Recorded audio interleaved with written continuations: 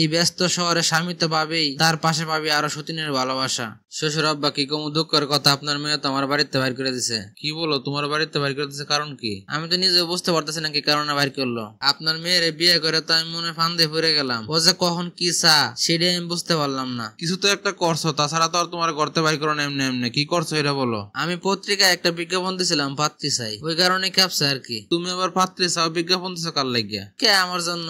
ঘরের মধ্যে বউতেও তুমি আবার পত্রিকার মধ্যে বিজ্ঞাপন দাও পাত্রী চাই? তোমার তো খালি ঘর থেকে না দুনিয়া থেকে বিদায় করে দেওয়া দরকার। আরে শ্বশুর আব্বা, আমার কথাটা শুনবেন তো একবার। কি কথা শুনবো তোমার? তোমার তো মনে কথা থাপড়াইতে আমি।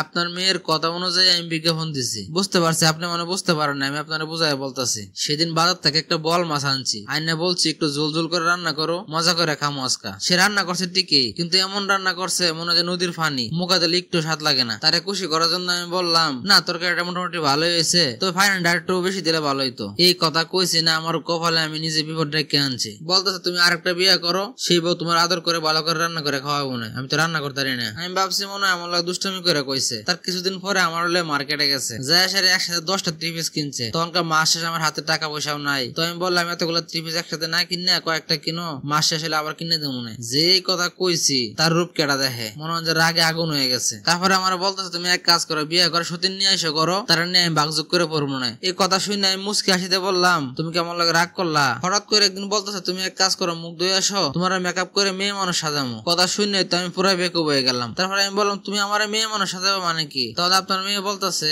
আমার বান্ধবীর অনুষ্ঠানে মেয়ে মানুষ কম পড়ছে তো তাই তোমার নিয়ে যাবো। আমি রাজি না হওয়াতেও বলতেছে আমারে তুমি এক কাজ করো, বিয়ে করে একটা সতীন নিয়ে আসো, তারা নিয়ে আমি যাবো বান্ধবীর বিয়াতে। এইগুলো অত্যাচার কয়দিন সহ্য করা যায়? এবার যখন আবার বললো তখন চিন্তা করলাম, আচ্ছা যাই হোক, বউর জন্য তুই শখ সতীনের লগে থাকবো, তাহলে যাই একটা বিজ্ঞাপন দিয়ে আসি পত্রিকা অফিসে। বিজ্ঞপ্তির মধ্যে কি লেখছে জানেন? এই ব্যস্ত শহরে স্বামী তো পাবেই, তার পাশে পাবে আরো সতীনের ভালোবাসা। বাহ, ভালোই তো, দারুণ বিজ্ঞাপন দিছো। তারপরে কি হলো? তারপরে যেদিনকে পত্রিকার মধ্যে এই বিজ্ঞপ্তি প্রকাশ হয়েছে, সেদিকে সাইরা ব্যাগ সেক গুছে আইনে আমার হাতে দিয়ে কইতাছে তুমি এই বাড়ি থেকে হনি বাইরে যাবা, তোমার এই বাড়ির তার কোনো দরকার নাই। আমি বললাম কি সমস্যা, আমার কি অপরাধ? সে বলতেছে যে তুমি পত্রিকার মধ্যে বিজ্ঞাপন দিছো পাত্রী চাই, এই বাড়িটা তো শুরু, এখানে আমি আর আমার সতীন থাকবো, তোমার জায়গা হবো না। এখন আব্বা আপনি কোন আমার দোষটা কোথায়? আমি এখন কই যাইমু, কি করবো? সামনে তো আমার রাস্তা কোনো কোলা নাই, চোখকে আমি শৈশব বল দেখতেছি। এই বিষয় নিয়ে এত হতাশ হইও না, মন খারাপ করো না। আসলে দোষটা কিন্তু তোমারই একটু বেশি। তুমি তো বউর আদর করতে করতে মাথায় উড়াইছো, বউর রাখতে সবসময় আঙ্গুলের ডাগার উপরে।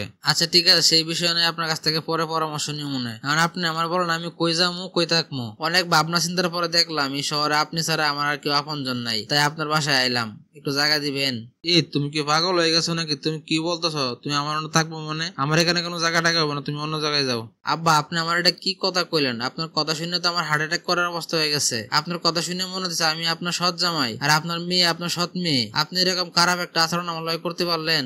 আরে শত হতে যাবো কারে? তোমরা দুজনেই তো আমার আপনজন। আসলে জামাই একটা সমস্যা হয়েছে, তোমার যে কেমন করে কই, তোমার শাশুড়ি আম্মা আসলে আমার বাড়ির থেকে বাইর করে দিছে, এই জন্যই দেখো না আমি বাড়ির সামনে দাঁড়ায় রয়েছি।